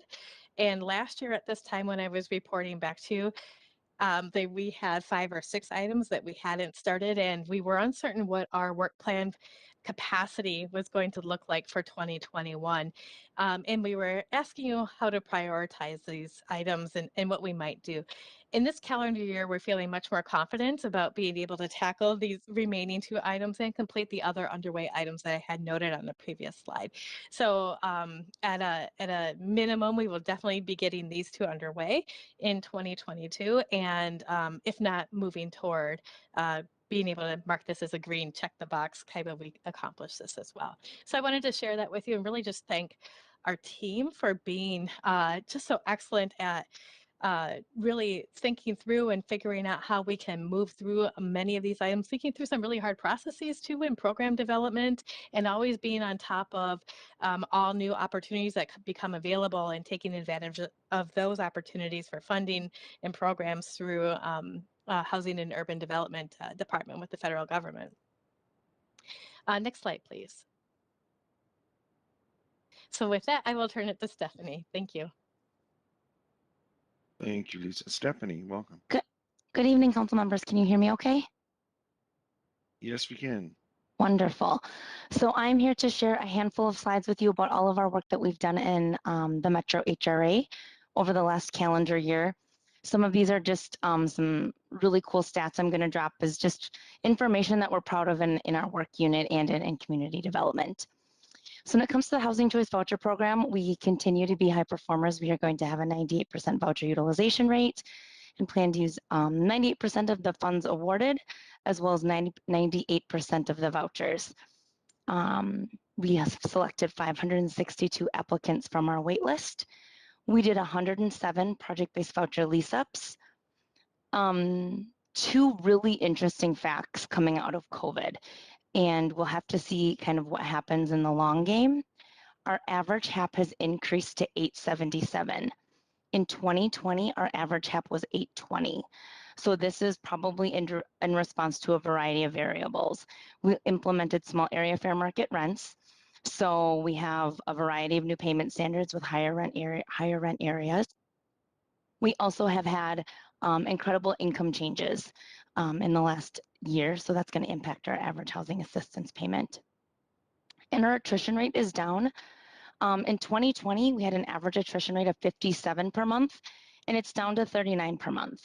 We're working really hard to invest in different strategies and housing stabilization strategies, and I'm going to touch on those, especially with our special purpose vouchers in future slides here. Next slide, please, Greg.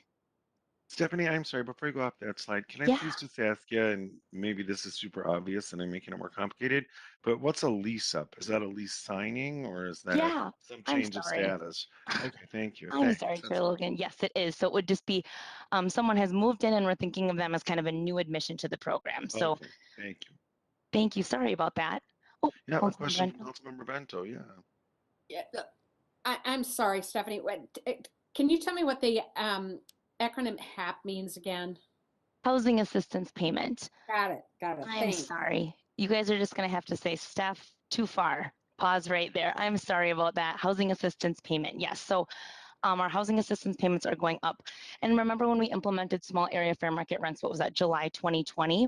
There was going to be kind of this increase in HAP, and we have to wait to kind of see the fallout where people who were held harmless, when they had a decrease in payment standards, they weren't going to get that decrease until they moved from the unit they were living in at the time of implementation.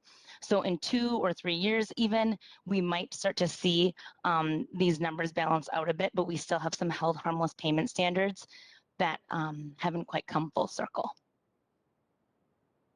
Well, thanks. Any other questions at this time? Questions? Hearing none, please, Stephanie, go on. All right, thank you. This is just to summarize our emergency housing voucher program. We've talked with you about it. I know that you've probably heard about it.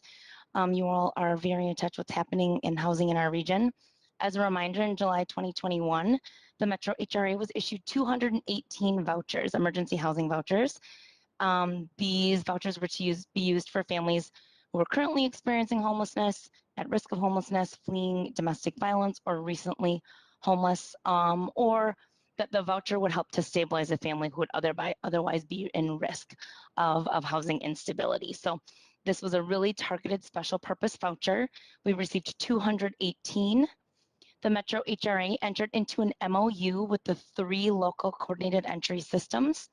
It complicates the work, but it's the way to make sure that we're touching the most number of families possible in our region. So we entered into an MOU with SMAC, Ramsey, and Hennepin coordinated entry systems. Metro HRA thus far has received 9 EHV referrals with HAT affiliations, but we continue to track that work. As a reminder, HAT is that Homeless Action Team, those transit affiliated vouchers, as we work with people experiencing homelessness and using transit as non-destination riders. 2 of them have been issued vouchers, and 1 has in fact submitted an RTA and is in the process of lease up. We have 95 vouchers that were issued when I submitted this PowerPoint, and actually I just checked live stats today, and now we're up to 97. So 97 EHVs have been issued since July 1st. We continue to have meetings with our partners, Ramsey, Hennepin, and SMAC, to make sure that we can be meeting with our service providers and make sure that we all are kind of supporting the families in the best ways possible.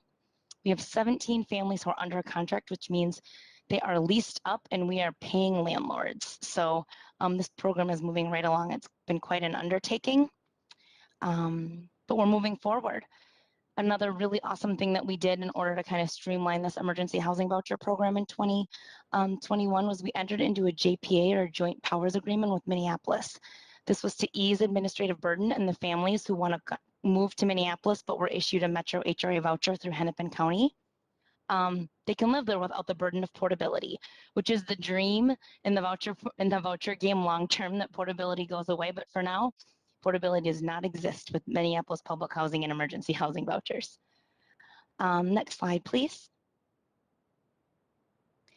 An update on mainstream vouchers. So mainstream vouchers, you'll hear about this HAT partnership again, this Homeless Action Team partnership. As a reminder, we have 203 of these mainstream vouchers. It's a continued partnership with the HAT team. And in 2021, we have started to implement housing stability initiatives. So this, what this looks like is more regular contact with our outreach team. So what we were finding is families who were leasing up with the mainstream vouchers, At year one for recertification, it was maybe COVID time. HUD gave us tons of flexibility, which then made, I think, things more complicated. Families didn't have an inspection when they should have had an inspection. They didn't have to fill out paperwork when they normally would have had to, or we offered leniency and verification returns, all because of flexibilities that HUD gave us in response to COVID. It's making this year really, really tricky because families are like, wait a minute here, I didn't do this last year. What's going on? Have the rules changed? And it's required a different level of engagement. So we have our mainstream vouchers working with outreach again to do a variety of things, whether it be helping obtain verifications, helping to obtain paperwork, doing a 90-day follow-up at move-in with kind of a debrief of tenant education. And that's like, hey, you got a lot of information. Can I remind you about kind of what you signed up for with this with this mainstream voucher program, and a little synopsis. Another thing that our outreach team is doing is completing inspections through the outreach team as opposed to through the general process. This is kind of helping us be able to cater these to these mainstream voucher families and saying, if you're having problems with a work schedule and you're working nights and you're sleeping days, we can be flexible with you. How can we make sure that you stay housed and that you are able to keep this mainstream voucher? Next slide, please. We continue to work on our landlord and resident engagement. In 2022, we would love to start thinking about having this to be more specialized work. A landlord engagement specialist and a resident engagement specialist. Now that we have our outreach manager of special initiatives and the HRA, we're able to kind of have a more visionary work in what we think for short-term goals, long-term goals. Not that we haven't always had that kind of in our minds, but she's able to kind of put all of these grand ideas that we've had into motion. And so hopefully we're able to come to you sometime in 2022 with an update on how we see this coming to fruition. We continue to do landlord focus groups and new owner briefings virtually. We are offering housing search assistance to families off of the wait list or families who are struggling to place their vouchers. And we continue to meet with our resident advisory board in 2021. A really, really fun fact to share with you all is that in 2021, a member of our housing outreach team, Abdiaziz Ibrahim, and you've probably heard his name before, did a presentation at Minnesota Now virtually to talk about all of the really cool landlord engagement strategies that Metro HRA uses. And so we did that in partnership with Minneapolis Public Housing and Clay County to capture kind of big, medium housing authorities, small housing authorities, but really to share the strategies that we found to be successful and had really great turnout for that presentation. Next slide, please, Greg. I know Terry's talked to you about this. I think I've mentioned this to you, our Edina Affordable Housing Partnership. That's just a reminder. We received $2 million with Edina, the city of Edina, to commit to affordable housing there. Metro HRA hopes to locate additional homes to continue to balance this portfolio, but on December 1st, we closed on our first property. It is a 3-bedroom unit in Edina. It has a fenced-in yard. It's within walking distance to public transit and regional park, and so it's really awesome to add to our portfolio. We are hoping, we just actually received an email from our wonderful colleague in real estate today to give us an update as she continues to locate housing or housing options for us in Edina, and we also work with our city partners as they continue to reach out to people who are interested in working with us. Next slide, please.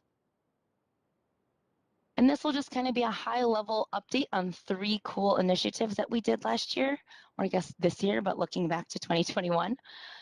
Foster Youth to Independence, we have executed MOUs with Carver County, Anoka County, and Hennepin County. As a reminder, we came to talk to you in 2021 about the Foster Youth to Independence. These are special purpose vouchers where we partner with Child Welfare Agency. It's a 36-month voucher. And as a part of this voucher, they will work with a service provider to make sure that they are kind of using this 36 months to transition to or get a transition strategy in place. And so we'll have 25 vouchers that we can request from HUD right away.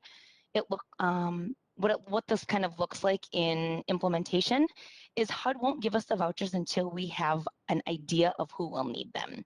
So the counties are working to figure out which youth will need the vouchers, and we provide kind of a number or an initial kind of to keep anonymity, but to say we've got someone, and then we will request 25 vouchers from HUD. As soon as we use those, we can request another 25, and we'll continue to do so as long as HUD will let us. We've received another 10 vouchers for the VASH program, and we're up to 170, and we just actually received our awards. So those will be effective January 1st, 2022. So we will continue to build that VASH program with our partners at the VA. And our Homework Starts with Home partnership. This was a partnership that kind of continues to invest in our place-based strategies. It's with solid ground, and what we're doing is we are kind of allowing families to stay where they're already living. Families are established in schools, and so Solid Ground works with us to give us a referral.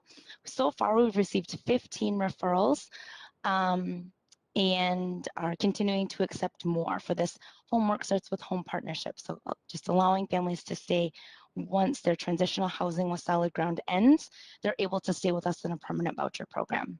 And I should mention, VASH is the supportive housing for veterans. So I just throwing acronyms at you, and I'm not even filling you in, so I apologize for that, but that's it, supportive housing for veterans.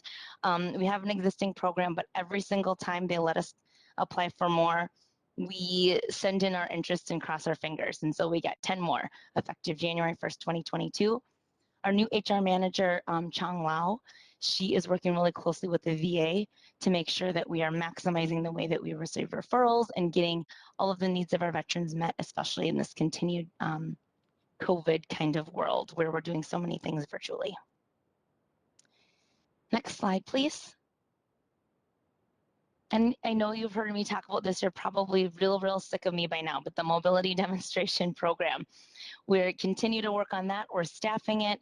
We're working on opportunity maps with HUD. We had the Metro HRA again, and you've heard me rave about our research department time and time again, but our research department continues to support this work and us submitting our final. So we received the map with some tracks. We send back local knowledge that say, hey, I know that you're not sure about this track. Let us tell you more about it. And so we're working on sending that back in partnership with Minneapolis Public Housing. And then we hope to get recruitment and enrollment plans and continue to move this forward. I anticipate sometime in the beginning of 2022, you will see our new HRA manager, Margaret Perez, come to visit you with a more formal update with kind of tangible updates and less planning and implementation and more granular details about the demonstration and how far we've come. And with that, I can open up to questions or questions for Lisa for the slides that she presented. Thank you, Stephanie and Lisa, for the report. Really fascinating. Questions on this report? I thought I heard someone's hand go up, and no, I don't see it. Rivas. So, Councilmember Chambliss, thank you. Wow, this was kind of an amazing evening. A lot of great reports for our entire committee, and just being able to see how much progress we've had, what was in play, and the hard work to make sure that people have homes in our region. You guys are just pressing. So thank you to all the staff that have been working on these initiatives. We know that we are kind of maximizing our resources, and we really appreciate, I can say that I really appreciate all of that effort and the willingness to kind of go above and beyond to keep all these balls in the air. So thank you so much. Thank you, Councilmember. Councilmember Lindstrom. Thank you, Mr. Chair. I was all prepared to ask you about the mobility demonstration project, and you slid it in right there at the end. So that's fantastic. But one thing that's been on my mind, and Lisa, you may have mentioned this, apologize if I missed it, but maybe a month or two ago, we heard about the LCDA TOD policy expansion pilot. So I I'm interested in tracking how that materializes in 2022.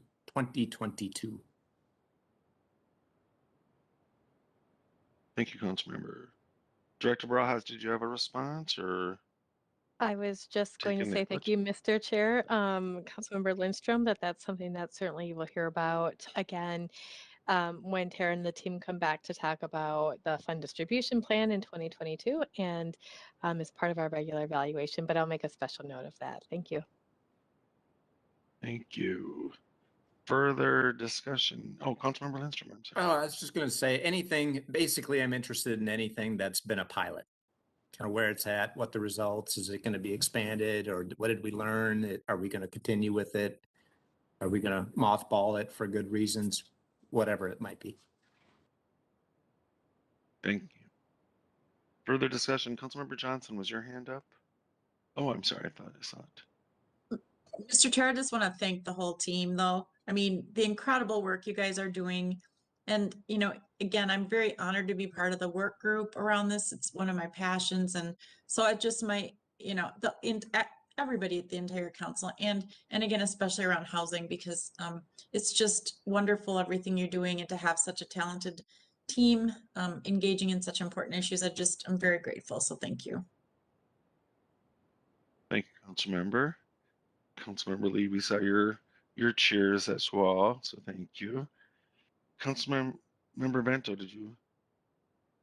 Okay, thank you. Sorry, I'm just overly anticipating everyone's, I guess. Any further discussion? Further discussion?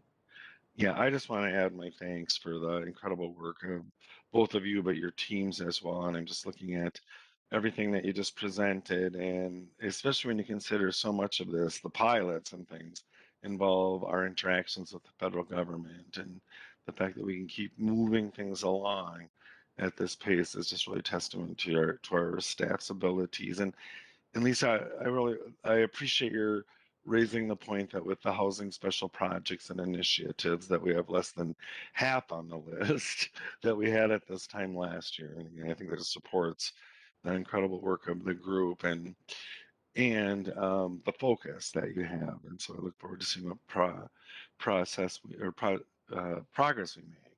And then I didn't know there weren't any questions or anything, but Lisa, when you opened this, you talked about additional input. Was that just sort of a general comment for interest, and we'll receive this report and have that kind of inform what other kind of input we want to give as we go forward? Was that your intent, or?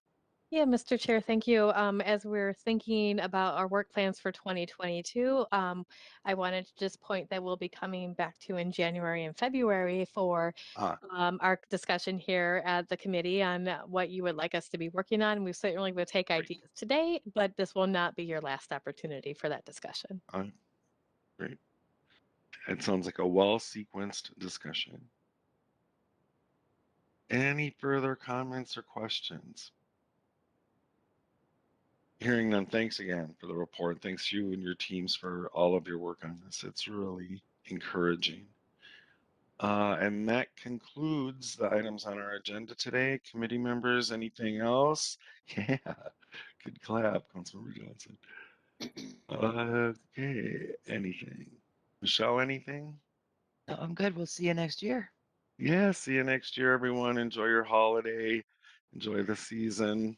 Happy holidays, everyone. Yeah, but Happy that holidays. Thanks, Michelle. Happy holidays. Bye. Yeah. Thank you. I like Reva's shirt, sweater. Merry Christmas. Nice. Nice send off. Thank you.